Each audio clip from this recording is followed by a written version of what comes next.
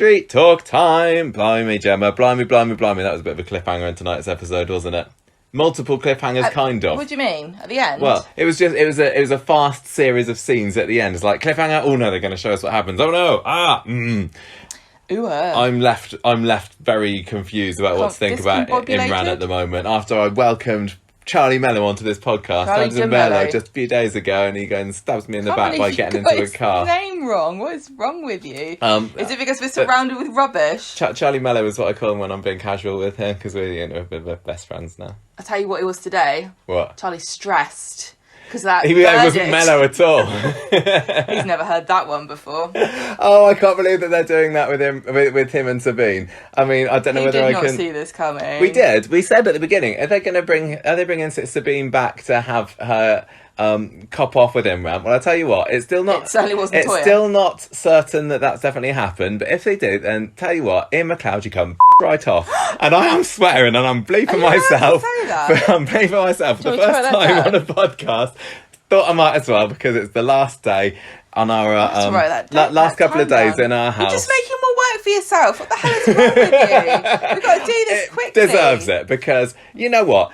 Fizz and Tyrone loved them, split. Jenny and Johnny loved them, split. Custard, love it. Imran and Toya, split. It's almost like Ian McLeod and the storylines at Coronation Street. I'm looking at you, Joe Parkinson here. Looked at my list of favourite current Coronation Street couples and say, I know what we can do to get Michael's hackles really right up. I'm going to go split them up, have him in an affair with her. I'm going to have him get into a taxi with her. I'm going to have her stag Ronnie. Do you know what? I haven't got time for a full-on rant again. No, you don't. And like I say, it might not happen with Imran and Sabine, but I don't think he was going to get in the taxi with her just to give her keys back. All this effort, and they could have just had a series of fancy dress parties and achieved the same result. What? What the hell are they doing that for? They're so stupid. It's never happened in real life. Do you remember the days when all we had to complain about Coronation Street was the amount of fancy dress the characters were inexplicably wearing? Can I just say that COVID has got a lot to answer for, but the one thing it did do was bring a crashing halt to fancy dress parties on Coronation Street, because you can't have a socially distanced fancy dress party. But it hasn't stopped them from having characters, beloved couples, copping off with other people left, right and centre, has it? Gross. Oh, I am mad about this. Are you really mad? I'm quite mad. I'm just disappointed. I'm not angry, I'm just disappointed. It's like, I really, really love Jenny, but now I just think a little bit less of her after that with Ronnie. I can't believe it. And I really love Tyrone. I thought Tyrone, I feel a little bit less of him. And I'm worried I'm going to think a little bit less of Imran. And I love Imran. Do you know when we did the statistics about pregnancies on Coronation Street and how often a pregnancy becomes... turns into a baby, and as we go full term, I wonder what the percentage of couples cheating, not splitting up, because I obviously know, relationships, pretty bad odds, a lot of them. Yeah.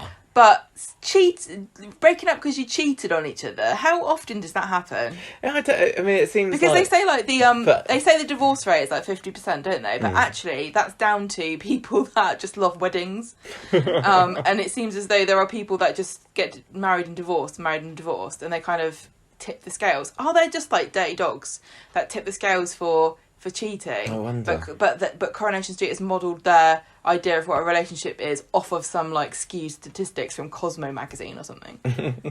You might be onto something here, Gemma. Might be. That was just such a shame, isn't it? Because Toya and Imran were such a nice, lovely, normal. Michael, you're talking about them in the past tense here. You're the one that's writing them off. I think they can make it through. I really hope they can. I think that Imran's just going to go out to the taxi and he's going to give the taxi driver 100 quid and go, drive as far away as you can and don't let her out until you stop. I hope so. Run the meter up and send Adam Barlow the bill. Now listen, I know that Charlie and Georgia will be listening to this at the moment, and they've probably been laughing their little socks off. Maybe. And they know what's going to happen, and we don't. Well, I know, and the thing, they've been listening to me kind of theorise about this and predict, and we talk fairly regularly to them, don't we? We have a little chat group, and they know, and they've kept it from me. Thank you for keeping it from me. Well, I don't like a spoiler. They know this. I remember when we went to Manchester last year and we were talking to them, and this was when the fostering storyline was first starting out, and I remember Georgia saying something like, "Oh, I won't tell you because I know you don't like spoilers." And we're like, shh. Oh, yeah, and they've been they're like at the end of October now or so, I think, when they're filming at the moment. So all manner of things might have been happening on at the moment. Excited. Oh gosh, I want them to get back together, but they haven't even. I'm Listen. Oh, I get You're frustrated by things that I think are going to happen far too much. You're being like this about Coronation Street, like I am about the house. I'm like, well, we're going to get COVID. We're not going to be able to move. You've sent the money to the wrong place. The people buying the house are going to die. The house is going to catch on fire. It's not going to happen. Nothing's going to happen. And you're like, Imran and Toya are going to break up. You're not seeing the bigger picture here, Gemma. Imran and Toya. I've got other things to be stressed about. Oh yeah, the house money, that was blimey. I had to pay for the deposit. I had to go into my bank yesterday and pay for a ginormous amount of money to be transferred to my solicitors, and this was like 4:30, and we didn't get confirmation until this morning that it had got there in time. So we're a little bit on edge with that one, weren't we? But it has. And it was my deadline today, and I've been working really hard and tidying up the house, and then you come swanning home and start fanning around Corrie emojis and all this rubbish. I've not done any Corrie emojis yet. I don't know when I'm going to do them. Coronation Street triage. We've got to get on with telling people what happened this week because we don't have time. We don't. Right, so... And I'm really sorry to everybody. This podcast is not going to be... Actually, probably... This is your first episode of Conversation Street. It's not always probably going to be the best episode we've ever done because we're so stressed we're going to sound like idiots and you can laugh at us. We've even tried to be concise as well. Our frazzled, maniacal nature today. This is so stressful. This time next week... I feel like me and Abby have been sitting in the park doing cocaine all night. Well, this time next week we'll be in the new house, we'll be in the lounge. I don't believe it. Big echoey lounge. I feel like I'm going to do all this and then we're going to get to Tuesday and be like, nah. I know. Right, I'm listen. so concerned So tell me about Coronation Street. This week on Coronation Street there were some stories. There were 4 stories, Gemma, and I think it worked quite well last week when we took them little mini stories first and kind of bashed them out. So I want to do that again. So we're going to be starting off with this first story, which I'm naming after a spin-off DVD that we watched starring David Nilsson, Julie Hesmond-Health and Catherine Kelly. It's a Coronation Street Romanian holiday. Kelly. Which is what Tyrone and Alina will be going on soon. So that we're going to talk about first. Then we get I'll tell you who's not going to be at Kashmir Kelly. Who? Oh, Kelly, because she's in prison. No Kashmir there. No, definitely not. Unless you're Martha Stewart. Heartbroken also had a little bit of a goings on this week and feeling burnt out. So do you particularly want to bash out any of those? You got any preference, Gemma? Who was it on our Facebook group who said about the facetious disorder that I mentioned it last week, didn't I? Do you mean Munchausen's? Yeah. I'm totally convinced now. I don't know how well I was able to blag this one on the podcast last week, but when Gemma was saying, oh, somebody said it's Munchausen, I was going, yeah, I didn't want to be silly and say, I can't remember which one that actually is. But so I have thought about it, and theory. Okay, so maybe... I can't, what, do you want to say about what happened? Maybe, I can't remember who said this, though. No, I can't remember. Maybe not everybody knows what I said to you. Don't worry about sounding like you don't know what you're talking about, because you're... Are we doing this story first, then? Even though we've already, I think we should. Right, listen. As we've started. Listen. Not everybody knows what Munchausen's or facetious disorder is, obviously. I should have explained last week. You should have said you didn't know, because not everybody knows everything. Not like me. So Munchausen's is called that because the doctor who discovered it was called Dr. Munchausen, I assume. But now it's called facetious disorder, and it's just basically where you pretend to be sick to seek medical treatment and get attention.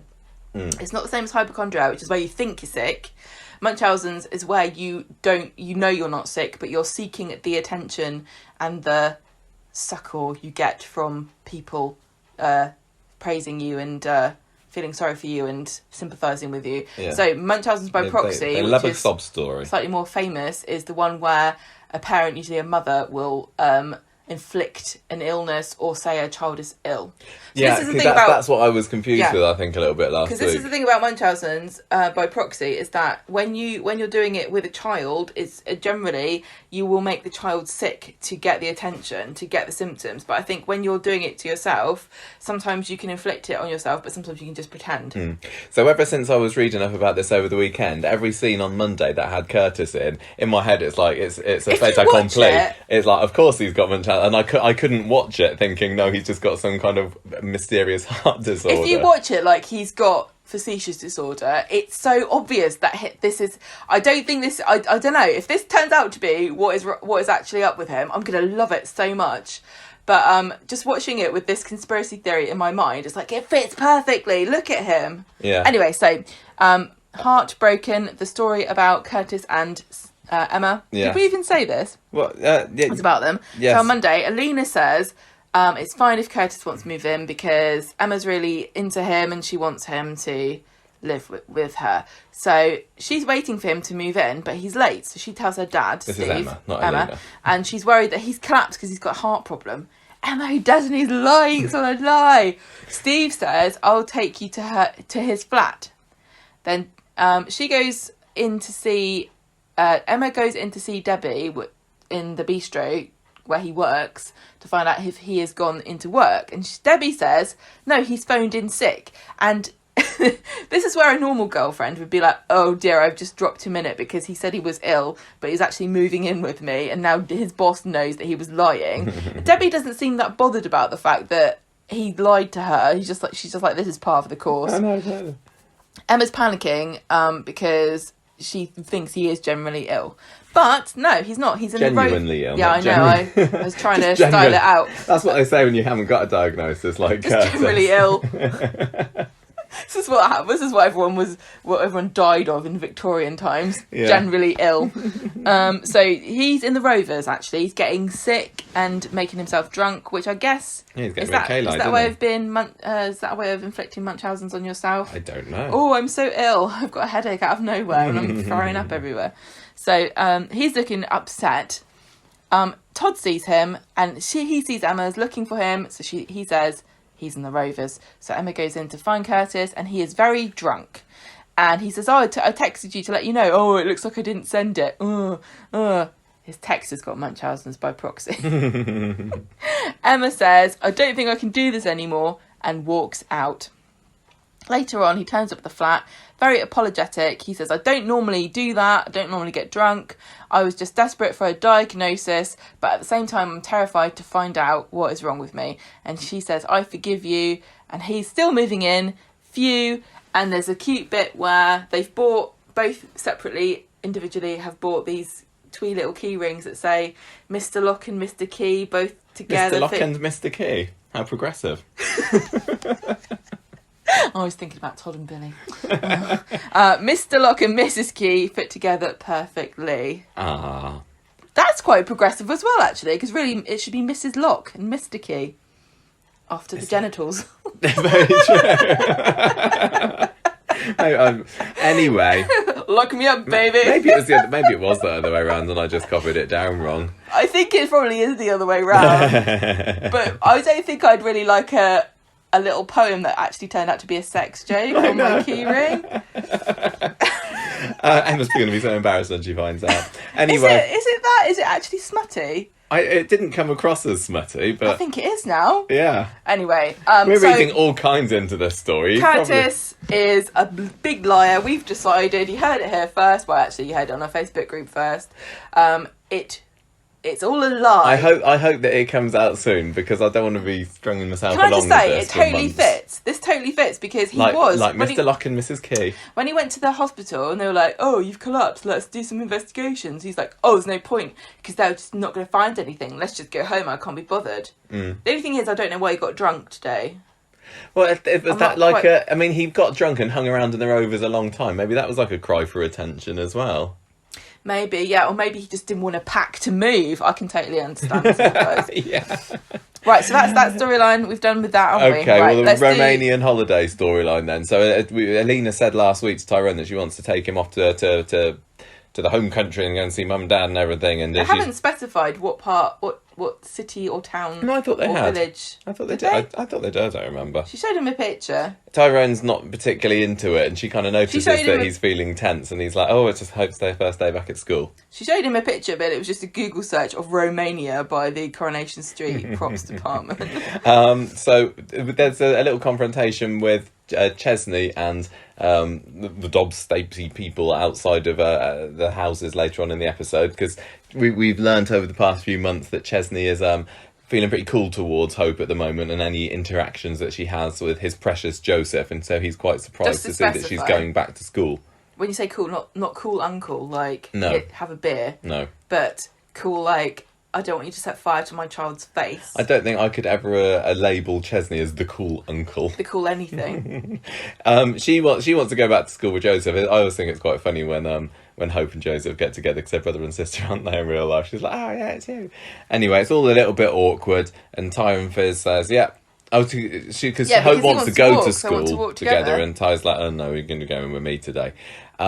Anyway, it soon turns out that, by the time it even hits lunchtime, Hope's got herself into a mischief, not set fire to the school or anything like that. She's just thrown a bit of slime at a display. And she's a bit upset because nobody wants anything to do with her. I do feel a bit sorry for Hope here. It turns out that all of the other snobby parents at Weatherfield Primary School, Bessie Street Primary School, have told their kids not to have anything to do with these Hope. Elitist snobby parents and their anti-fire stance. Hope comes home and she's a bit miffed that nobody wants to play with her, and Tyrone is promising her that it's going to get better, just to take a little bit of time, but she's like, no, I'm not going back to that school. We had this a few years ago, didn't we, when Fizz had to homeschool Hope for a little bit. Maybe she's up for a little bit of that again. And they just had homeschooling for 2 years. Hope, get to school. Get to proper school. They're playing Uno later, and she still don't want to go back to school then. And Fizz is quite nice to Tyrone and says, "Oh, thank you for your help." And this is when he brings up the Romania trip. Says, "Look, I promise I'm not going to go. I'm going to have to try and find my way to get out." And she says, "Like, no, you should go and spend some quality time with Alina." And that's kind of where we leave it. So I guess Romania's on the green list then, because they're going off on holiday to Romania. It's from Weatherfield Airport, at least. And then we had a massive scene today, which contradicted Monday's scene, where Kevin, several times, stated quite clearly to Debbie that no one's allowed to go on holiday abroad at the moment. Did he say that? That's why he wanted to book a hotel in England. He said it twice. No one's allowed to go on holiday abroad. Don't know what Tyrone's talking about. That's funny. Oh well. Anyway, that was a bit of a nothing there, wasn't it? Should Tyrone go on the trip? Do you think he's going to go on this trip, or do you think this is the moment when he decides that I need to stay here with Fizz? I think he's going to chicken out, and I think he's going to try and end the relationship with Alina over this. But can I say, I would have loved to have seen an awkward. I don't think they would have sent them to Romania, but they've done it before on the DVD. I don't think they can afford it anymore. But watching Tyrone, I just want to see Tyrone put in his place by a gruff dad, who's like, "Hey, you want to marry my Lena? You're not good enough. She was younger, she had a boyfriend, could chop down 100 trees with one axe. What can you do? Can change the spark plug. Don't even have those here. Get out." No, I want Tyrone to get on the plane with Alina and then checking out at the last minute, or just abandon her and leave her on the plane. She goes jetting off into the sunset, and he goes back to Fizz. Yeah, goes to Romania to see her mum. "Why, Lena, why are you so sad? He was nothing but pudgy boy. You come home and you can have any man in whole village. You speak 2 languages." Anyway. So do I, for some reason. And why am I speaking to you in English? Another reason why I think that Ian McLeod can do one is because not only did he disrespect the great Pat Phelan by scattering his ashes across the floor of the funeral parlour, but he gave him the ultimate insult this week with the next storyline, didn't he? I didn't really like the way that this ended up. I thought this was petty and stupid. I think it would have been better if Eileen had... I don't know, anyway. Let's see what happens first. Are you going to tell me, or I'm going to tell you? No, you're going to tell me. It's your turn. Right, so George and Todd are trying to work out what they're going to do about the fact that Eileen has got this big idea in her head about scattering the ashes of this poor, abandoned old lady that she thinks she's going to turn into. And honestly, she's on the right track at the moment. So she's got all these speeches prepared, and they're like, should we tell her or not? They decide to let her go along with it, and George is like, this just seems wrong. It doesn't seem like the right thing to do. So Eileen comes to collect Patsy, and she's written a speech. She's all ready, and then George stops her. He can't let her continue. He admits the truth. Todd's there going, "No, shut up. They try to explain themselves, and she walks out upset. Todd finds Eileen in the pub, and she's really mad at him. And she does this thing that she's done about 20 times before in this storyline. I am assuming that this was a new scene, but they could have used any scene they'd recorded previously. I don't even know why they send Who plays Sue her? Cleaver. Sue Cleaver could have just stayed at home for this, and they could have just replayed a scene from earlier in the year where she says, "Todd, I'm fed up with you, and I don't want you or George anywhere near me. I want you to move out." He goes back to the funeral parlour and tells George that they're both in the doghouse. He's gutted because it's also brought it all back up about feeling. George goes to find Eileen to apologise, and she says, "Fine, you've apologised, now get lost." And he says, "Well, I'm going to get rid of the ashes. Do you have any requests?" He kind of he makes it clear that Eileen is more important to him now than his principles as a funeral director, apparently. And he says, "Oh, what do you want me to do? Hoover him up or blast him off into space or whatever?" You have to pay a lot of money to get blasted off into space. He comes back after dumping him in the dog poo bins on the red wreck, which was her suggestion, and she smiles and she says, "I've had too much of men lying to me in the past. I don't want to get hurt again." And he says, "Look, being in a relationship is good because someone else will do the packing while you swan about making notes for your podcast." I don't think that's what happened, actually. No, Gemma. I read it wrong. It says someone to take care of you and warm your slippers.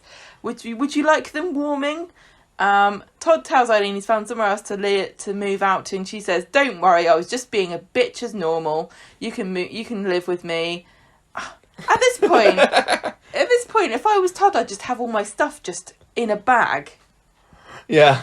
Just to go bag. It's like he's ready. In and out. He's ready for the apocalypse, another pandemic, or his mother just kicking him out on a whim for the 15th time in a row. Yeah, well, she makes up with him this time, and she tells him to go off and have a bit of fun down Canal Street. Go down Canal Street. It's like, go okay. find Mr. Lock or Mr. Key, whichever one you fancy. I'm not going to ask you which one you are. That's a bit rude. He goes off. Presumably he's been dying to go to Canal Street, but he needed a note from his mum. Permission, yeah.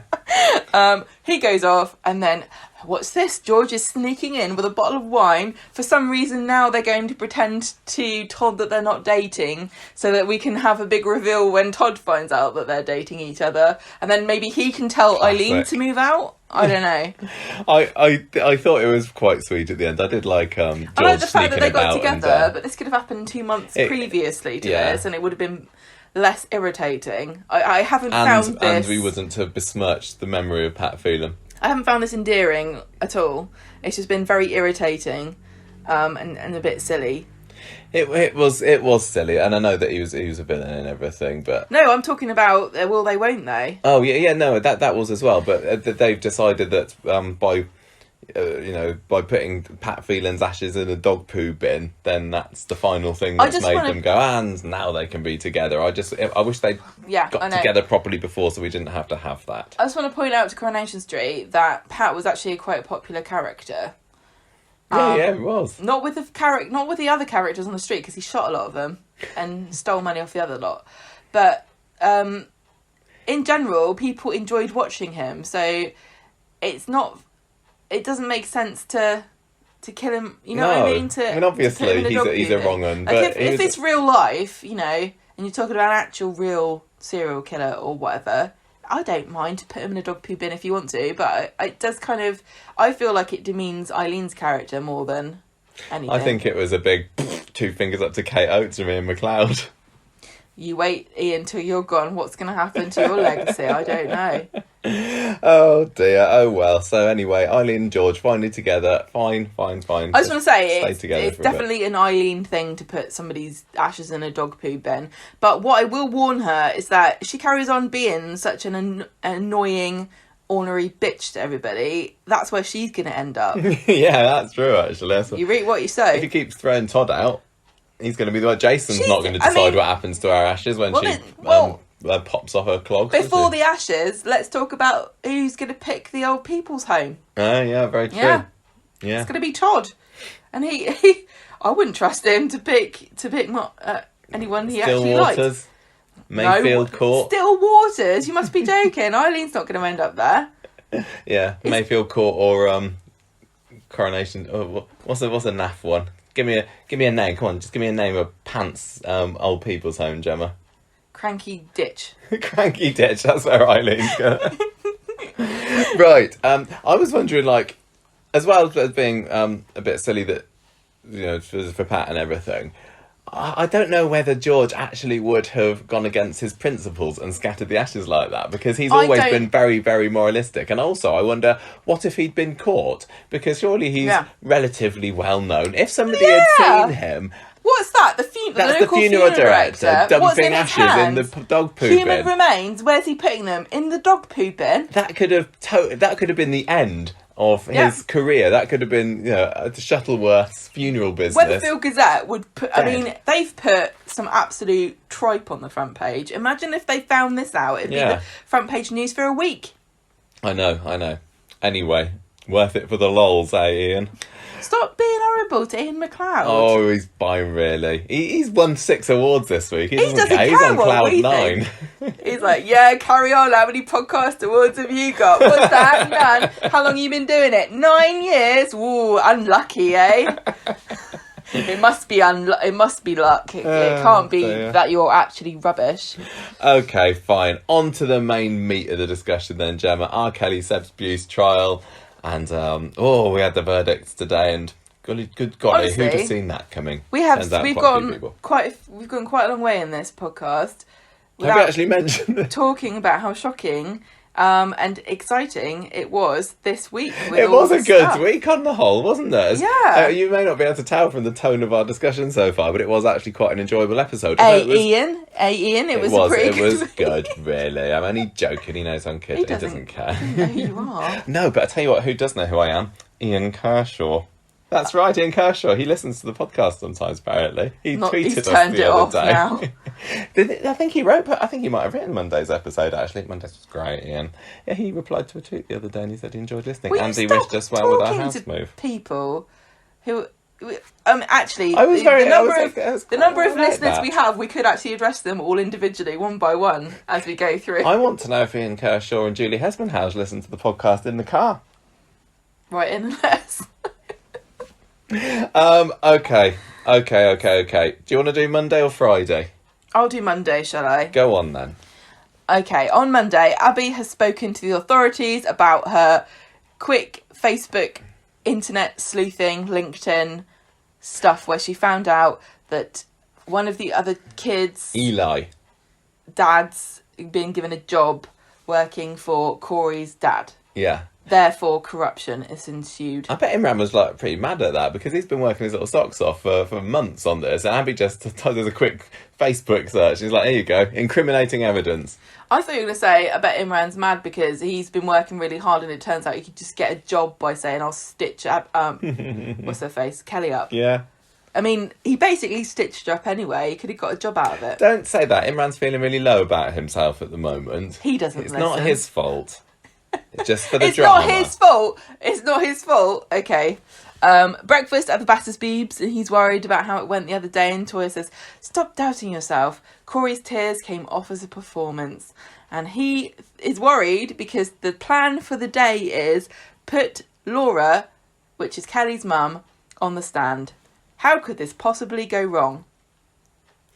Well, I did quite enjoy how it went wrong. I thought that was an amazing moment. Absolute dumpster fire. He says, I love you. Do you? Do you, Imran? They've said twice in the past fortnight that they love each other, and I always like it when characters say that to each other rather than just, let's go to bed. I think you'll find that when they say I love you to each other, that's where the alarm bells should be ringing in your head, like, oh no, they're going to split up. Oh, they have been. Okay, Toya is in court with Kelly as her appropriate adult, and she is going to take the stand. So she recounts the events of the evening. Yeah, Toya gives Kelly a bit of reassurance before the court starts, but hopefully not too much, because then she'd be a bit hypocritical at the end of the week, wouldn't she? When oh no, who was it? Oh no, she wasn't. Sorry, she was also being reassuring on Friday, wasn't she? That's what Imran was mad at her for saying. You've got to reassure Kelly. That's right. I'm just remembering it wrong. It's only just happened. Carry on, I won't interrupt. Kelly says, this is what happened. Listen, this is what happened, everyone. She says, I slapped Nina to impress Corey. This is the trouble. She's told the truth here, and what you need to do is what Corey did and lie. Because the truth, really, let's be frank here, makes her look bad, because she is bad. I don't think she's 12 years in prison bad, but she's certainly not, let's go home and have some vegetable lasagna. Good, is she? Don't know which she's is worse. Naughty. She says, during the attack, I laughed because I thought he was just messing around. And then she describes Corey kicking Seb to death and she begins to cry. And she says she tried to help him, but she panicked. She was leaning over him to see if he was okay. And when he moved, that's when she realised that she needed to run away. And she says, I didn't touch him. And she gets very emotional. So this is where she was brilliant again, Millie Gibson, this week, wasn't she? She gave it 100%. I think she's fab. Everybody in this story has given amazing performances this week. I really, really thought that, Toya, Imran, Corey, Abby, Kelly, Sabine. It was just the right level. It didn't come off, I didn't think, Kelly's crying as being too over dramatic and just look how many tears I can squeeze out, look at me. It felt very, very realistic and desperate, and I thought, she played it just right. So, then we have Sabine with her cross-examination, and she's basically saying, right, so you admit that you hit Nina to impress Corey, so why wouldn't we believe that you kicked Seb to impress him? Which same is with pretty damning. Same with honestly. Ash's pictures as well. You shared logic. these pictures online to she impress brings Corey. this up. She brings up the whole child pornography thing. And then we have the prosecution. What was his name? I don't even think he got one. He was just the other guy. He was just pleased to be in a scene. He got a go. And what was this? Talking about the blood spatter and saying that he's basically saying, well, you had evidence that you were there. Yeah, Imran does a bit of an objection, doesn't he? And there's a statement to say that you didn't have any blood on your legs because you had stockings. You didn't have stockings on. But, I mean, what's to say you didn't just wash the blood off? So that doesn't mean anything. Yeah, Imran's like, this is conjecture. And he's told to sit down. Sit down, Mr. Habib. He's doing his best. Toya visits Imran at the break and he's like, oh no, I'm really sad. Oh, I don't think this is going very well. Then it's Laura's turn. I thought this was great because she's come to rescue her child to be the knight in shining armour, and it turns out she's just the dragon. She says, oh yeah, my husband, he's such a wrong'un. Yeah, she starts off well. We had such dangerous lives. Kelly had such an unstable upbringing. I was such a terrible mother. She was so great. She looked after me. She was never in any trouble. Went into a downward spiral after me and Rick got divorced. Kelly looked after me. She's great. She didn't kick anyone to death. She's good at making tea. And then Sabine stands up and says, interesting. Weren't you just found guilty of neglecting this child? And also, in this court case, you said that you were physically afraid of your daughter. You called her violent, unpredictable, and aggressive. I bet so Imran regrets not going to that hearing now. That's true, because Toya says have a break, didn't she? Said don't get up. He was going to go and watch that. Toya said not to. So basically, Kelly. I was going to say, to be honest, Imran probably should have done a little bit of research about what she did say before inviting her onto the stand. I mean, you could have read it quickly. You don't need to listen. I thought this was when Sabine read that out. I was like, this is amazing. So Laura was on trial for neglecting her daughter, and in her defence, she said, the reason I neglected her was because she was horrible and violent towards me. Whoopsie-doo. Yeah. So Laura's like, no, I was lying. I didn't mean it. I was about to go down for child abuse and I was just trying to defend myself. And Sabine says, perjury is a serious offence. And Laura says, I didn't lie. She's like, I know, actually, yeah. I didn't lie. She actually was. No further questions. Yeah, she gets herself into a bit of a pickle, doesn't she? Well, she's completely royally shafted. I mean, honestly, if you can pinpoint any particular damning evidence that might have led to Kelly being found guilty when Corey was found not guilty, even though the overwhelming logic of the situation would be that a little girl versus a teenage boy is not going to be able to fight him off versus the other way around. Mm. If you can pinpoint one thing that damned her, it probably was this. Her own mother giving testimony to say she was violent, unpredictable and aggressive. You couldn't hope for a better description of somebody who's being charged with murder. I know. Than that. So, Imran's a bit cross with Laura later, and she tries to defend herself, and he says, you clearly only care about yourself, and you always have. And she says to him, if Kelly goes down, you've got nobody to blame but yourself. Yes. So, there's a summing up time. What's this? Everybody says, this is what happened. Yeah, there was a very long summing up scene, wasn't there? And it kind of flicks back and forth between Sabine and Imran. I thought it was really nicely done. It was, I didn't particularly learn anything else, but it's both the two people, the Sabine and Imran, trying to... And the other guy. Remind everybody... I don't think it was in it. I can't remember. Imran basically says, follow the evidence and find Kelly not guilty. The trouble about this is the evidence kind of points to her and not Corey, because Corey hid the evidence. That's true. It still hasn't been recovered from the canal, has it? It's still floating away. It's going to join that big flock of ducks, the little rubber ducks that all fell out of a ship, and they use them to judge where the flow of the oceans are. You reckon? I reckon so. Oh, where are we? We're at the massive soap convenient overhearing.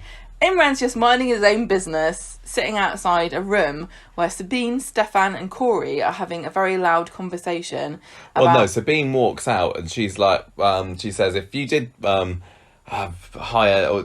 Eli's dad to get him to change his testimony, then you need to keep quiet about it, basically like that. So she knows, and she storms out, and Mr. Brent, Stefan and Corey are still having a go at it, and Dad's like, "Gang, you need to keep your mouth shut about this. We're close to the finish line, basically." And Imran overhears this, and rather than just running straight to somebody and said, "Guess what I just heard?"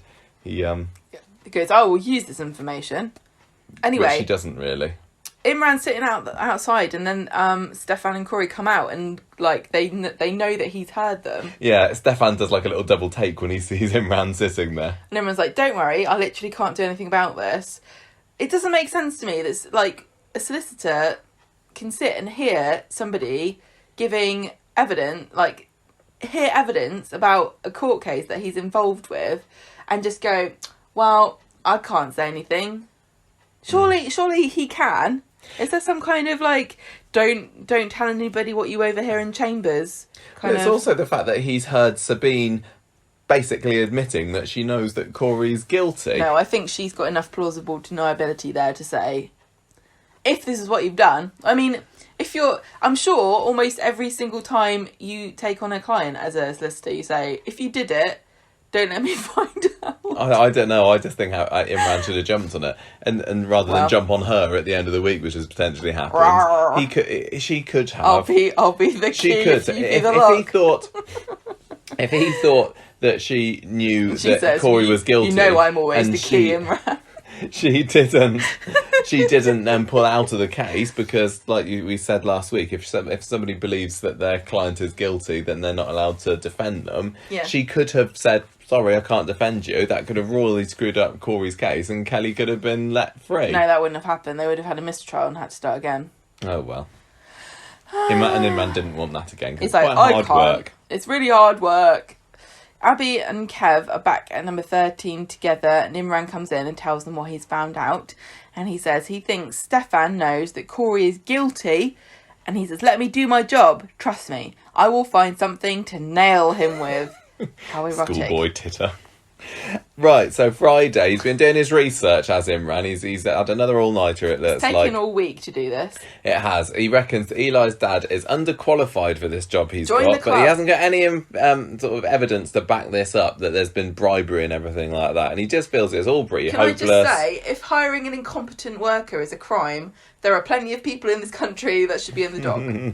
They just don't particularly seem to go down this route at all, do they, for the rest of the day? Because Imran's thing today was, "I've done everything I can. I've done the cross-examining and everything." This was a really weak link of the story because, I think I said this last week. I didn't really want the whole case to have been undermined by a quick Google search that Abby did, independent of all the other stuff that's going on.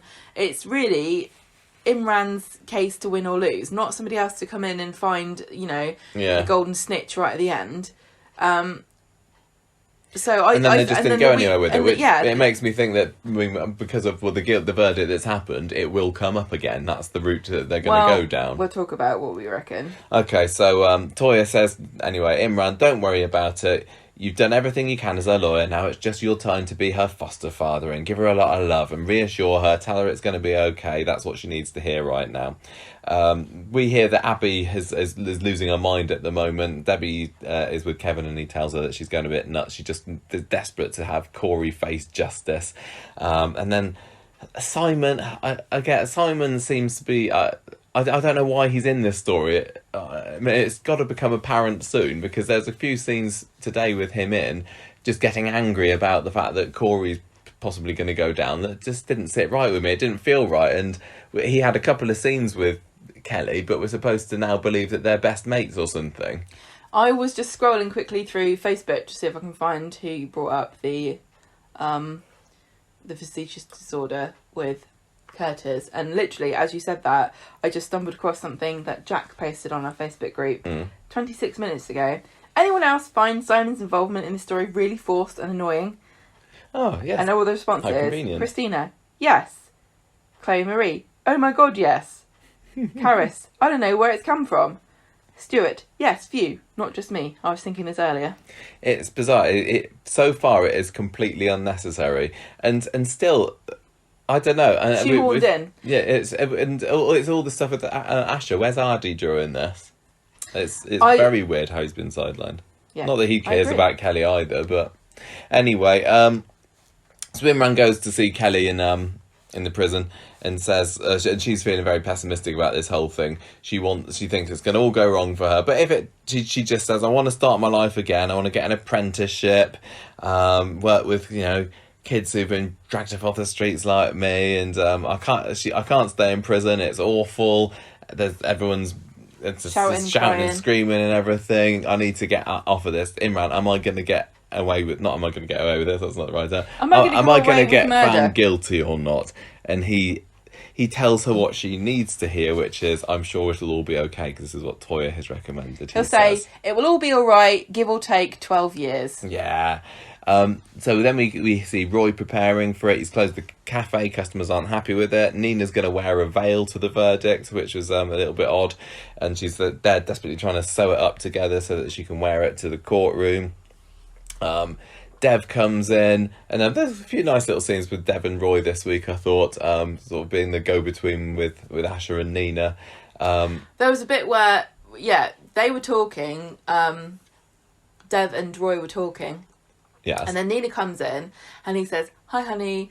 And I realised that one of my life's ambitions is for Dev to say to me, hi, honey. Aww. But it will never happen because I'm not a fictional character on Coronation Street. You could be. I could be, but I don't think I would... I think I'm a real person. So Dev's brought this good luck charm from Asher to Nina, and Roy doesn't really even try to hide the fact that he thinks it's a load of nonsense. And then when later on, when Nina's struggling with her veil still and Roy gives it to her, she also says, oh, this is stupid, this isn't going to help me. I'll take any lucky charms anyone wants to give me. So Imran and Toya are in the bistro later. Kevin comes in. He's starting to panic because he doesn't know where Abby is, but then she turns up later. Oh no, she does. She goes to Stefan's. She does. She goes to the offices of his. She goes to Hire HQ. Yeah, his magazine business, and she walks straight in and turns the lock, almost as if she knew that his door was going to have a key in it. I don't know how she would know that. I think it's damning on the Stefan that he's got a lock in his office. Yeah, what's he get up to? What is he looking at? The first guy, got to pick the cover girl for this week. I'm going to lock the door. Leave me to it.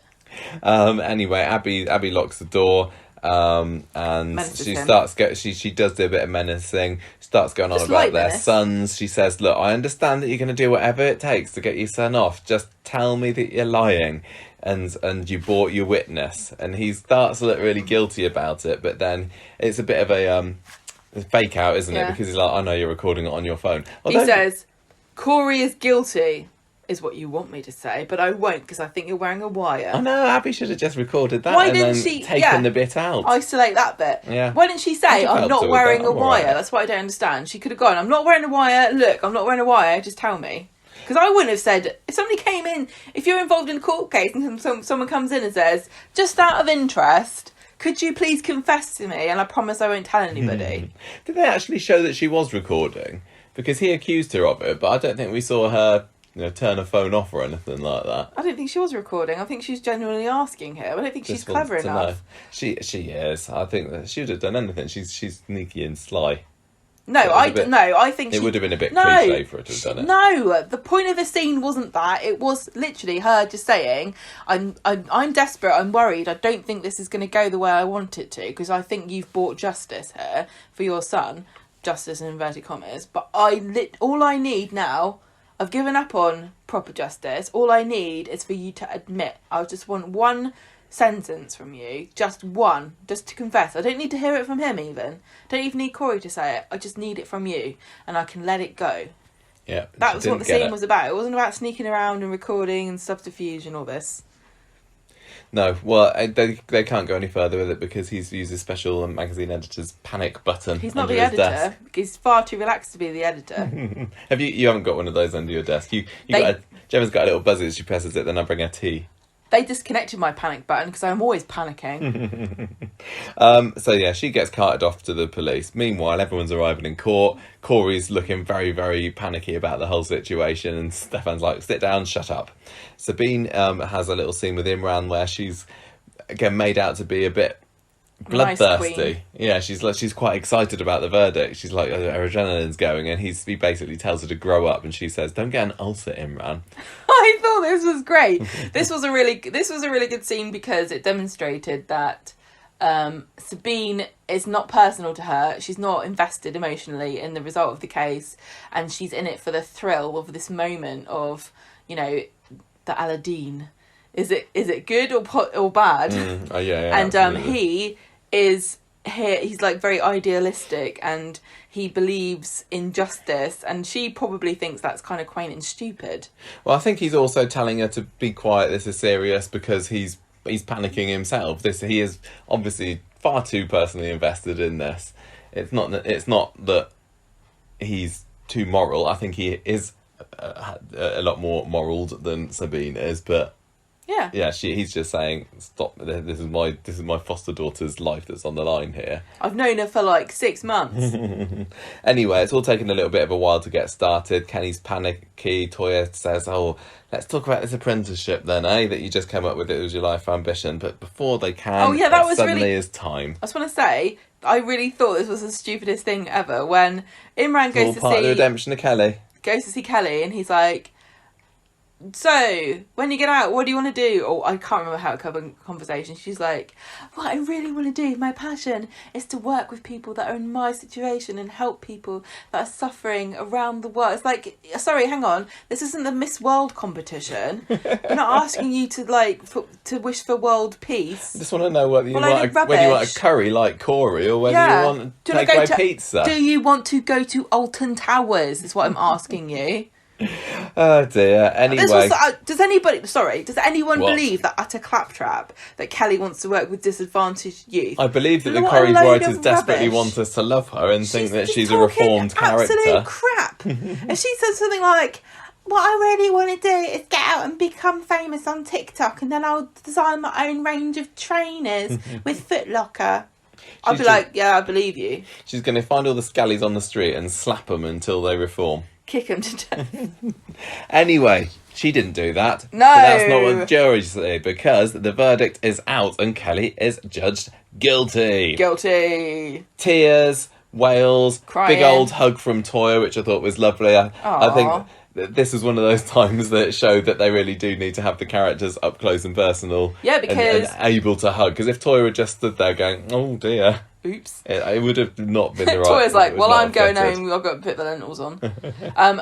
This was great because actually Toya was trying to hug her, but Kelly was so physically overwrought with like this emotion that she couldn't even bear to be touched almost. She was like, she didn't connect into a hug, did she? She kind of turned and doubled over in anguish. Yeah, she was.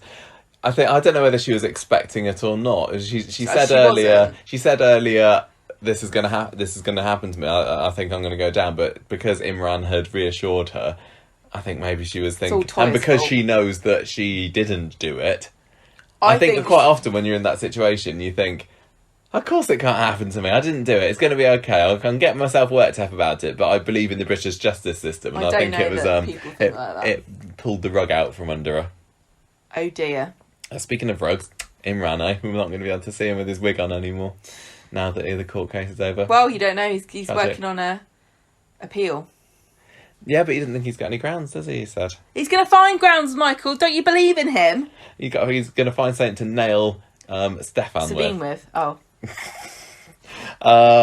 Anyway, time for Corey's verdict. We don't actually get to see it. We see from Abby's point of view, because she's been released from the police station, fanning around with Craig, gets to the courts, and what do you know? Corey's there, striding out like cock of the walk. I want a korma. He's been found not guilty. Corey wants a curry on Corey. And then he gives that wink, doesn't he, to Abby? That's right. He walks out the door, a free man, and turns around and gives Abby a great big charismatic wink, and she's like, I can't, but like. Well, she was already stopped in her tracks, just seeing that he was out. She wasn't expecting that at all. I don't know how to read the expression that was on her face. She'd heard just as she was going up the steps that Kelly was found guilty, and she was like, "Oh yeah," then they're showing that they're not pulling any punches here. They're throwing the book at them. So she was expecting the same to happen to Corey, and she was just like, gobsmacked when she saw him coming out, and then that wink. Didn't know what to make of it. He's such an evil little I know, bastard. that was great. I honestly love him so much. He's so good at Maximus Evans, so fantastic. Pure on the jury, you would have found him innocent. No. Same with Pat Phelan and Colin McIntyre. They're just really, really good at playing this charismatic. This is the thing about villains, and it's really tragic that human beings are like this, but there's something compelling, isn't there, about a really evil person who's having a good time being evil. What is wrong with humans? Simon turns up at the court, has a bit of a rant at Imran, saying, "Oh, this is your fault, you're a rubbish lawyer." And then he finds the pendant, doesn't he, which he goes and takes to Asher. I love this. He leaned over the side and he was like, I hate you, you're the worst person in the world, lawyers are evil. And Toya and Imran just kind of look at him and then carry on their conversation like he's just the one of many. Well, the conversation being that Imran is turning the tables on Toya and saying, "This is your fault. You told me to give Kelly hope, and now look what's happened." So, Meanwhile, we got Nina making this slow walk out of court in her veil, like she's following behind the coffin. Again, Queen Victoria in mourning. That's what she reminds me of. Roy's trying to tell her that she should be proud of herself for keeping her dignity and everything, but she rips up her veil and strops off. This is not the result that she wanted, because she knows that it wasn't that she knows it was Corey what done it. Mm-hmm. We get Kelly talking with Imran later, who she says, "Look, just give it to me straight, because this is before her actual sentencing, isn't it? What am I going to get?" And she's like 12, and he says 12 years, and she says, "What, maximum?" He's like, "Nope, minimum." So she's like distraught the fact that she's going to be ancient and nearly 30 by the time she comes out of jail. Obviously, it'd be awful. And then she says, all my friends who have grown up, they'll have kids, got married. So basically, her youth will be wiped out by this one verdict. You're still young when you're in your 40s. Yeah. What? 30s? Yeah, but she says 30. She's worried about that. Yeah, she'll be fine. Don't worry about it. You don't do anything between the ages of like 16 to 30. It's still just a waste of time anyway. So Kevin's debriefing Debbie later and saying, "Oh, Abby just wants to get away," and she's like, "Do you want to go somewhere in York? I know somewhere there." Do you want to go? They've got a brilliant Viking museum. You want to go to Jorvik and smell manure? She makes it sound like the logical way to overcome your son's murderer getting away scot-free is to go to York. Like, oh, what's that? you had a bad result in court. Well, everyone knows you go to York. Boutique hotel with a hot tub in the back. And then we have Imran and Toya. Why else would anyone go to York? Imran and Toya back at home, and Toya's like, don't take this the wrong way and everything, but I think we should get a different lawyer for European. I'm not saying you're rubbish. Because quite frankly, you've been a flipping nightmare. She says, it's not that. You've been just working yourself to the bone, and I think somebody else needs to take it up from here. And he takes that as an insult, and they get into a horrible argument, which I didn't like at all. It's like Mummy and Daddy fighting. Stop it. Things getting very, very fraught. And he starts accusing her of psychoanalyzing him again, but she totally is. This is the thing, though. How can she not? She knows exactly what every single argument is kind of made of, and she's so careful to never. I kind of really hope that, say this goes the obvious path here, where Imran and Sabine have an affair. No. I really want Toya to just go, do you know what? Screw it. This is what I actually think. You have nothing but an arrogant tosspot who's been stringing me along this whole time. You're a cheater, you're a liar, you're an incompetent lawyer, and you can move your stuff out, and I'm never making you a vegetable lasagna again. You can chop your own aubergines. Oh, do you know what I mean? Because she's always like, Toya and Imran are really interesting to watch when they have an argument, because it feels quite restrained, like they're being sensible and not trying to be overly emotional with one another. And when somebody is, it's always Imran. Toya kind of buttons it up a bit. Yeah, but she proper let loose tonight, didn't she? I know, but I really want her to go a bit more crazy. Well, she was shouting. He walks out of her mid-sentence. She wasn't, though. She was saying, she was trying to be logical and analyse it still. I just wanted to say, look, I don't really care what this is called, if it's deflecting or whatever. I think you're annoying. We get like she doesn't feel like she has to justify every single emotion and reaction that she has, because she's a counsellor and she can't switch off. It must be very frustrating to have to try to listen to somebody who's going, well, you only think that because when you were a child a snake bit you and now you can't trust reptiles. We have, I'm sure we've made fun on the podcast before of Toya having all these psychoanalytical lines thrown in there, and it feels sometimes with Toya, when they don't know what to get her to say, they'll either have her psychoanalyse someone or they'll give her a vegetable joke, and it just so turns out that this could have caused the breakup of her relationship. Where he walks out and she goes, this is just exactly what a courgette would do. That was a joke. There was a couple of scenes later with Kevin and Debbie again, just saying that Abby didn't like the idea of York. No, it wasn't that. You're getting it wrong. She said, why are you planning a holiday I know. on the worst day of my life? Not York. Everybody knows when your son's killer is let off in a trial that's gone wrong. You don't go to York, you go to Scunthorpe, you idiot. And then there's this other one with Simon and Asher in the back as well, which also is a bit rubbish and pointless too. Nothing against either of them, but I didn't. They felt very superfluous. It was completely superfluous. I agree. Yeah, Dev was good for the Alahan representation, but I don't think that Asher really added anything to this, which is a shame. The thing is about Asher and Simon is that their reactions feel quite shallow and predictable in a way. Like, yeah, of course you're going to be upset because your friend's gone to prison, but you know, are you thinking anything beyond your friend's gone to prison? I don't think so. Whereas there's a lot of complicated emotions in Dev, because he's got, you know, he's the father trying to protect his daughter, dragged into this case. You know, if you think about it, actually, could Asher have been involved in this? Could she have been in the dock? She was hanging around with this crowd. Is he like thinking to himself, my God, I'm so glad that she, you know, wasn't involved? Corey, her boyfriend, how did I let this murderer move in with my daughter? There's so many interesting facets to Dev's reaction. Yeah. And you don't have to really go into him explaining to us why he's mad about it. But to me, Asher and Simon, I feel a bit like they need to justify to me what it is that they're so mad about. It's probably setting something up for the next I'm few sure weeks. it is. It's going to be Simon on the case. Honestly, I'm just watching this going, okay, well, so Kelly's been found guilty and Corey's been found not guilty, so now I know that there's going to be some kind of, you know, ad hoc investigation team put together. They're going to Scooby-Doo around until they find a clue, or Stefan just tells them, prints it on the front page of Hire magazine, and then they'll go back to the judge, and the judge will say, "Oh dear, we've made the mistake again. I can't believe this. So many miscarriages of justice. Let Kelly out and put Corey in. Don't bother changing the sheets." You know what I mean? Yeah. That's just how it works in Weatherfield. Yeah. Almost, Deirdre, how many Gail, times have we Sally. seen somebody go to prison for something they didn't do, and then it's just, investigate and find out, and get let out, and it's that simple. Yeah, I know. We had Roy smashing his plate in the cafe later. He's pretty mad at the way that he made it clear that it wasn't the law that was wrong; it was the application of the law. And Nina's comes down and she's a bit upset as well. Measured. Can I just ask you where Abby's collar's gone? I've taken her collar off. Oh. We because I didn't want a jingle during the podcast.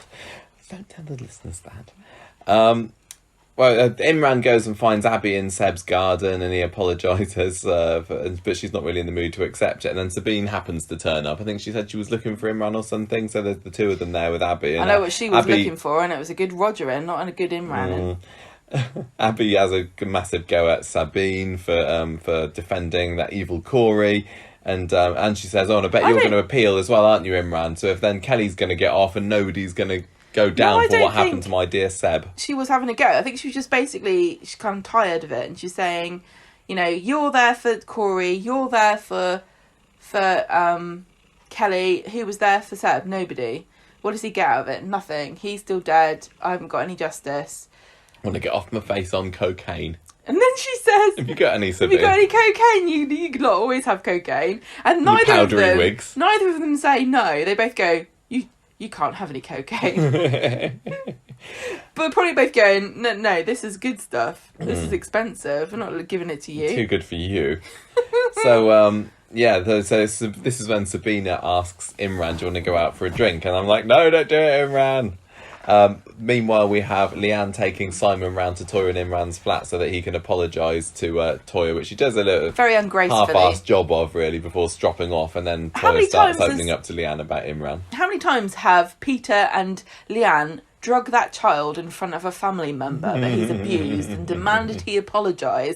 So he does so in the most surliest tone imaginable and then waltzes off. I know. He gets away with it every time because they just let him do it. Sorry, not sorry, bye. He's 18 now as well. Didn't he have his birthday? Simon, get a job. So Imran and Sabine are in the bistro.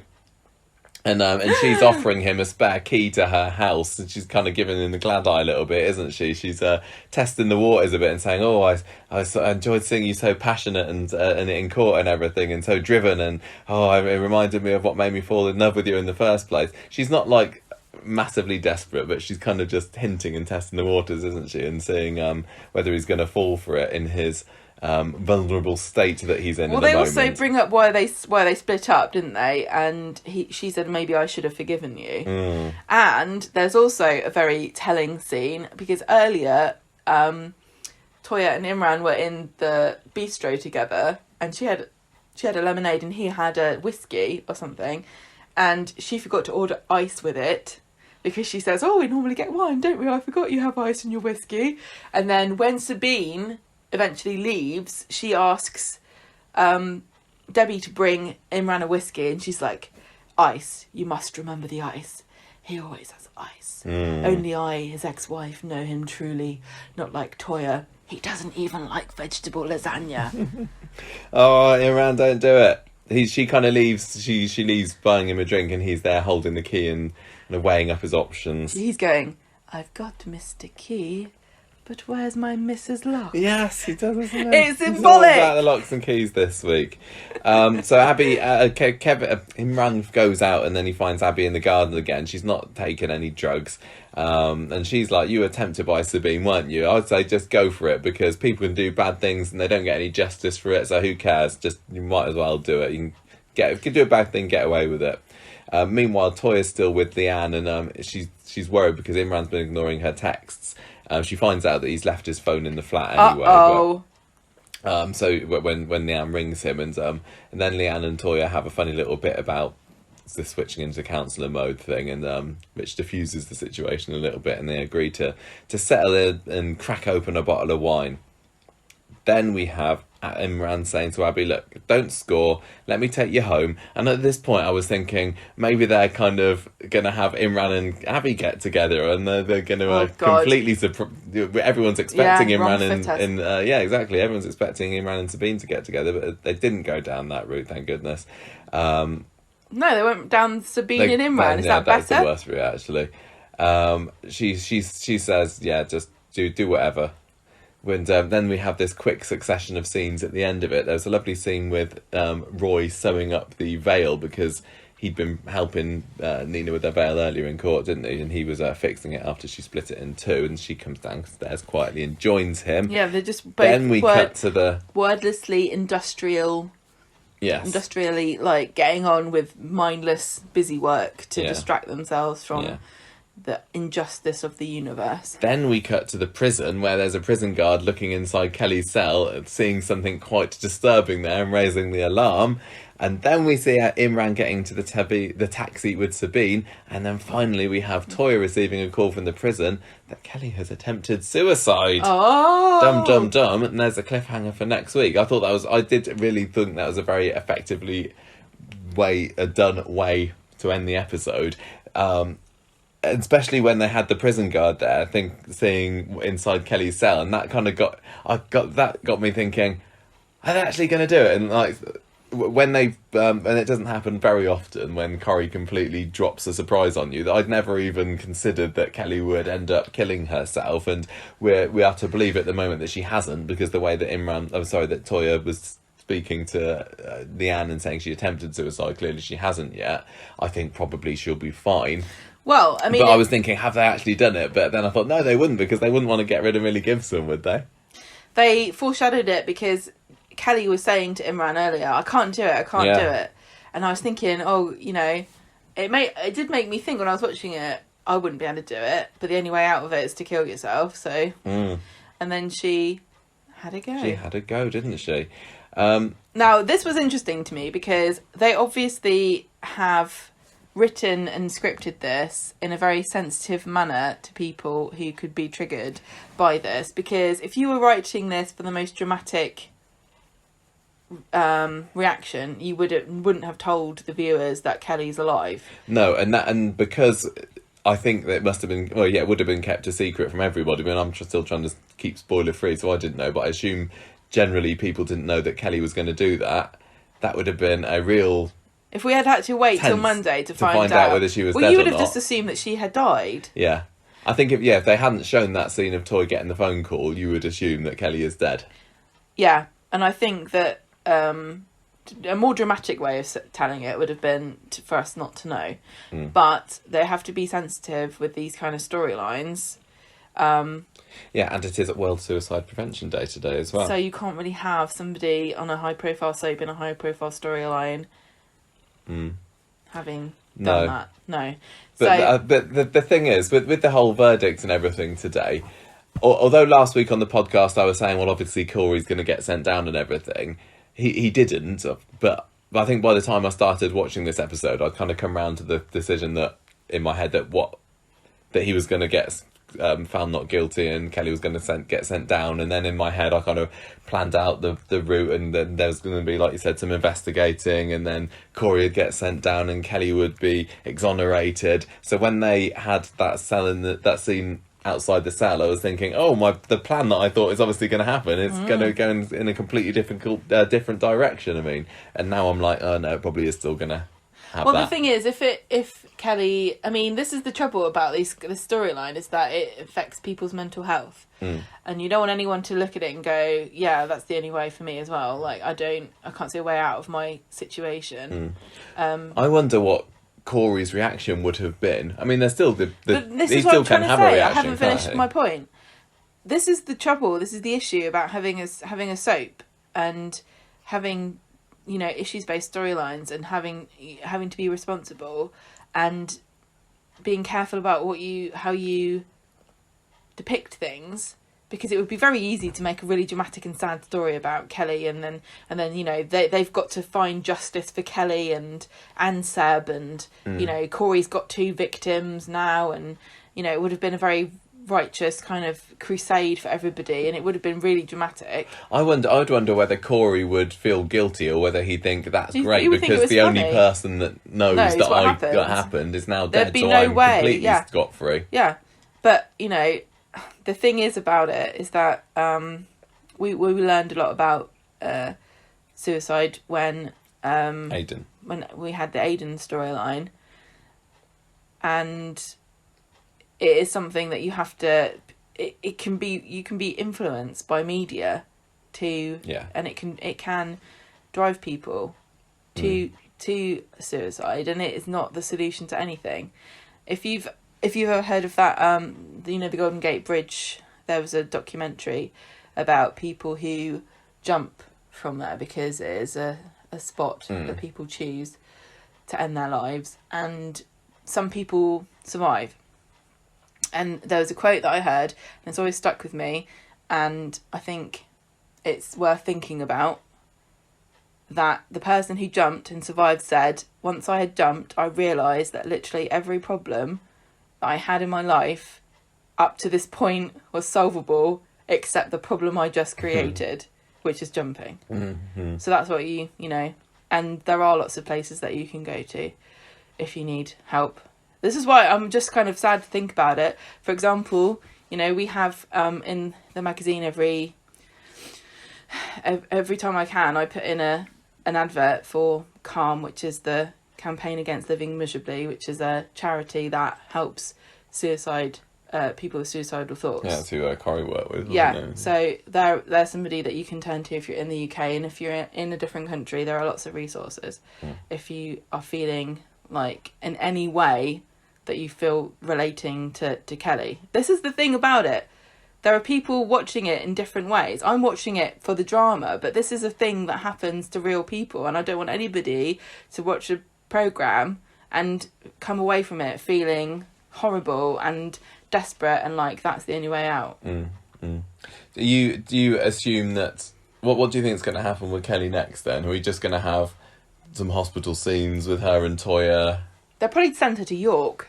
But yeah. To recuperate. Rehabilitation. I don't know, because... I think it's going to be very awkward when Imran finds out about it, isn't it? I can just see Monday's episode starting with him in bed with Sabine. Him with his chest out, her with a duvet tucked under her chin. Under her armpits. Both with their wigs on.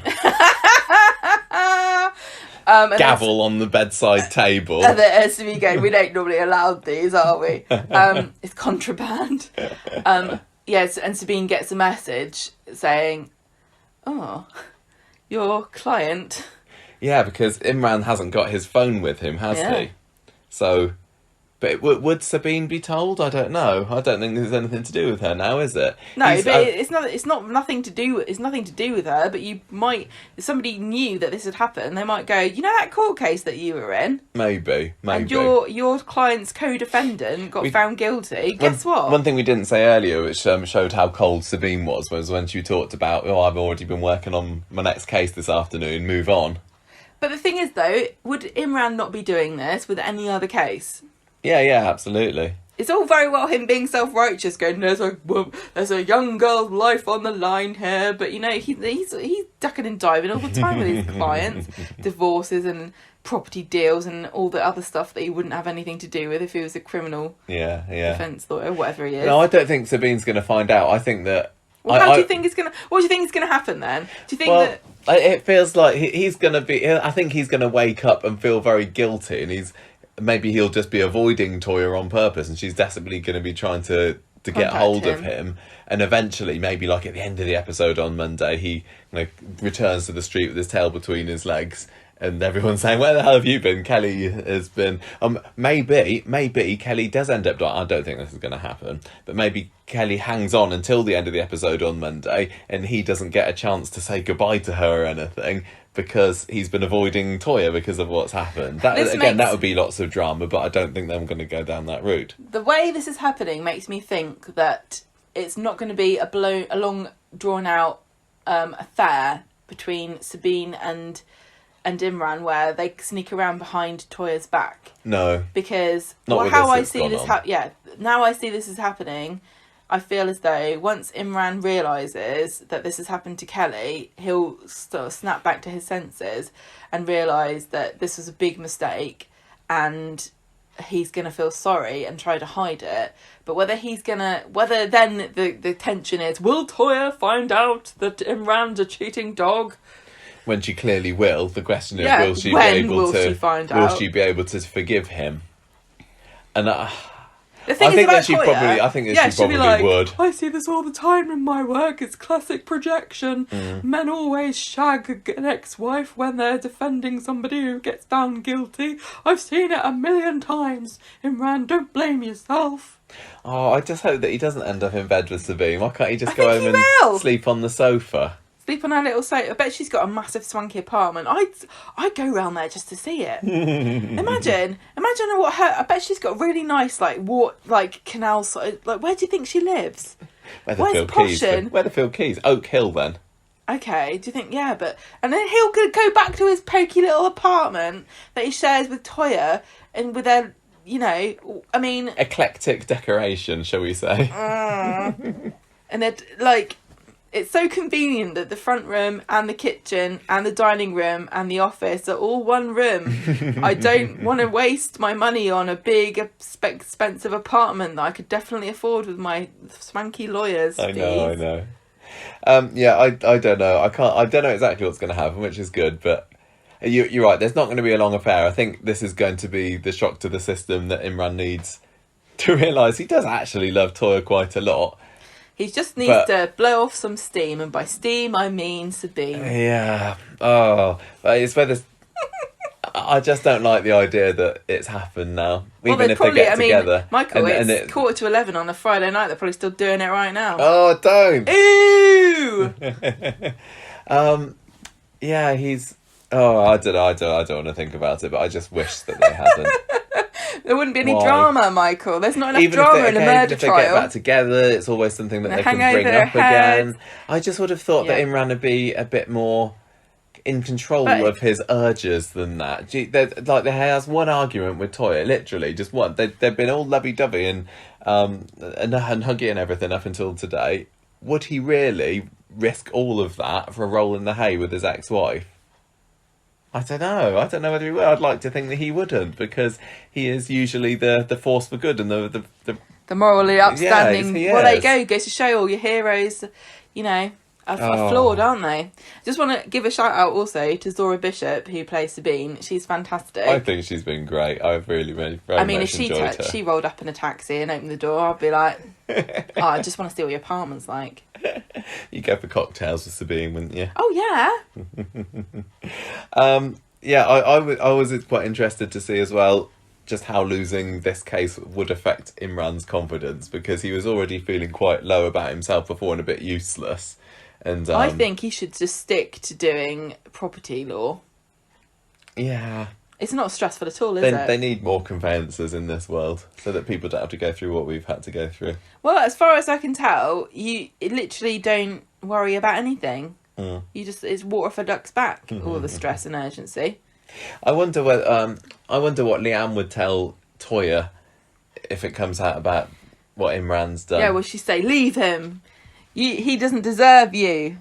I mean, everyone's been cheated on the street, haven't they? So she could go either way. Well, I did enjoy that there was the nice Battersby sister, let's open a bottle of wine together. So it looked like they were going to go down the route of Toya throwing her out again or something, which seems to always happen when those two get together. But I like the way that Leanne admitted that she was an absolute nightmare last year to...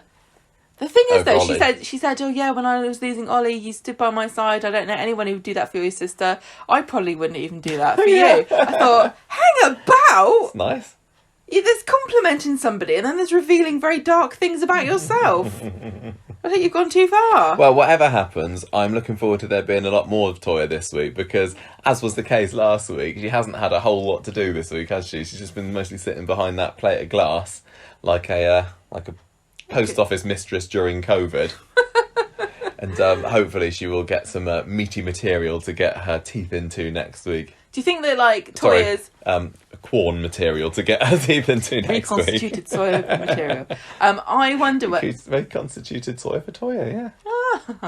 I wonder whether her Victoriana-inspired floral dresses in sort of dark and autumnal tones, like a visual representation of her, like, repressed emotions. And so when Imran cheats on her, she's just gonna, like, go and get a big slinky red dress and flounce around the street like Eva is a flamenco dancer. Yeah, maybe Eva's left mexi. something in the wardrobe. Eva, bring me your sexy mexi dress. I've got a revenge to make on Imran. I don't think that there is anybody around that Toya could fall into the arms of, is there? Adam. Oh no! No, is he married to Sarah or is he going out? They're married, aren't they? They're married. Adam and Sarah are married. He'll seduce her with his vegetarian haggis. Yeah. Oh gosh. Right. Anyway, that's it. We've reached the end already. Only 4 episodes, and it was a good week, despite some of the storyline choices which didn't particularly go the way that I would have wanted them to. I am referring to Imran and Toya, and I'm referring to Pat and his ashes. But it was very exciting. You can't take it personally when storyline offends you. Like, you're getting invested. It was just like I said at the beginning. Can I just accuse you of something? After Fizz and Tyrone, after Jenny and Johnny. I'm going to accuse you of something here. I'm not standing. You are. You're being like a Kate and Rana fan who are getting mad. No. You are. There cannot be no conflict in a relationship because that's boring. If I was being like a Kate and Rana fan, I'd be on the phone to Charlie D'Amelio at the moment, and I know I've got his number on my phone. I've got his number. And I'd be saying, what the hell are you doing? Anyway, what are we giving this week? It's a funny one because it was a good week. Well done, Ian McLeod. Can I just give you props because Michael's been horrible? Not that he listens to this, but it's bloody hard. There's a lot of stuff that's going on. It was a captivating pair of episodes. I know that there have been challenges involved in doing the storyline and the location filming during COVID. I mean, even the weather. 40-degree courtrooms. Yeah, the weather, the fact that the inside of the courtroom was incredibly hot, like probably like borderline illegal to keep human beings, or actually probably if you had livestock you wouldn't be allowed to keep them in there, but actors are okay. Yeah. Lots and lots of challenges involved in bringing this show to us and every it was just week. Very nice to see it in the court. Nice to have location shooting again. I don't really take it personally when characters get split up like this. It's part of the show. They've invested. This is the thing. When they start to invest you in a character's relationship, it's when you need to start to get suspicious of their motivations. Because they're just trying to make you feel bad. Why don't they exist anymore? Why is it only I tell you what, Ed and Aggie and Roy and his spatula never parted. I tell you what though, that poor plate. Roy living in his spatula pad above the cafe.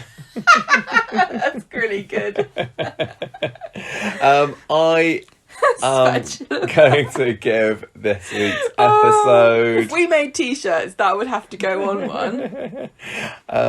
Well, that's just be a sign to hang on the door, couldn't it? Spatula pad. They should have that. The door that leads up to the toilet, stairs. Spatula pad.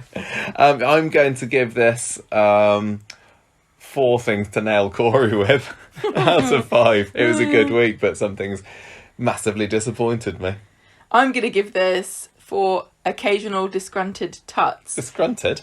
Disgruntled. Occasional disgruntled tuts in honour of your previous typo that you made with that, and I think everyone could probably work out what it was. Oh yeah, I originally had written occasional disgruntled tits when I wrote that one down. I was going to subtly let people work it out for themselves. I was going to say that. You've sworn twice now. Say that. It's a type of bird. Oh yeah. We didn't put the bird seed out and there's a bird. A disgruntled tit. Yeah. Right.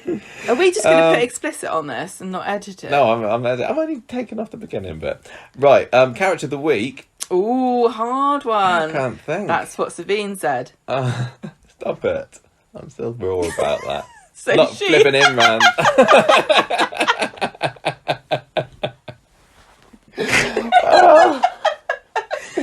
man's not getting character. We can say that. Disgusting. Neither's Sabine, the temptress. Although I did enjoy both of them to a point. I'm going to give it to Kelly. Even though she basically is the same as a murderer. And she really should have been found guilty. But she shouldn't have been charged with murder. She should have been charged with something else. I'm sure there's another crime that she actually committed. Everyone's committing crimes all the time. It's just the police don't have time to catch everybody. Roy was pretty great this week. Roy and Nina. I know, this they is the are thing. such a brilliant couple. I find it really difficult. Duo, that's it, yeah. I find it really difficult because it feels as though every week we're saying the same things about the same, what great performances, how well these characters work together. And you can't heap enough praise on Roy and Nina like that. What a fantastic double act. They have struck gold with that double act. It's like... It's perfect. After Roy and Hayley, I mean, David Nielsen is a fab actor anyway. And Roy's a fantastic character. Yeah, they're wonderful. Abby's another one who's brilliant this week, although mysteriously absent for a few scenes. I don't know who to go for, honestly, I don't. I just thought there were lots of really, really great... Corey, fantastic. He didn't have a whole lot to do this week. He didn't, but that wink, I'm sorry, but that's a clip show wink, that is, if I've ever seen one. Surely at this point, I'm just going to say, I was wondering what's going to happen, what's going to be the fate of Corey at the end when his story comes to completion, because villains have a limited shelf life, and now it is clear to me that surely he's going to die. No, I don't think so. He hasn't gone to prison. It's either prison or death. How does it work? Prison, death, or scandal. Is it that you can't be tried again for the same case? I need some of our legal. Are you talking about double jeopardy? Yeah. Also, that's an I think if you lie, they can go. I think you lied, didn't you? You have to do it again. Yeah, no, I think if he can, he'll be sent down again. He'll be languishing. I want to see him die. I want to see him fall off something tall. No, that's what happened to Jeff. That's literally what happened to Jeff when we said that he should be shamed, he should be imprisoned, he should be exiled. But they took the easy route and have him pecked to death by Charlotte Bronte's vengeful beak. If Corey is pecked to death as well, I'll say that's tried and been done before. If Corey gets pecked to death, I will hold my hands up and say that's a bit trite and overdone. Yeah. But just falling off something, I mean, Helter Skelter's been done, Roof's been done, Viaduct, has that been done? I don't know. Why not push him off the viaduct? No, he needs to go to prison, but I think if we saw him, if he got a really grisly end, I'd be secretly enjoying it. Yeah, I want to see him run over by a tram. If I got a character of the week in the end, if I said anyone, I'll go for Kelly as well. Copy me. Partly for Millie's fantastic performance, and also because she's feeling a bit sad at the moment, so maybe this will get her out of the funk if she knows that she's got double character of the week.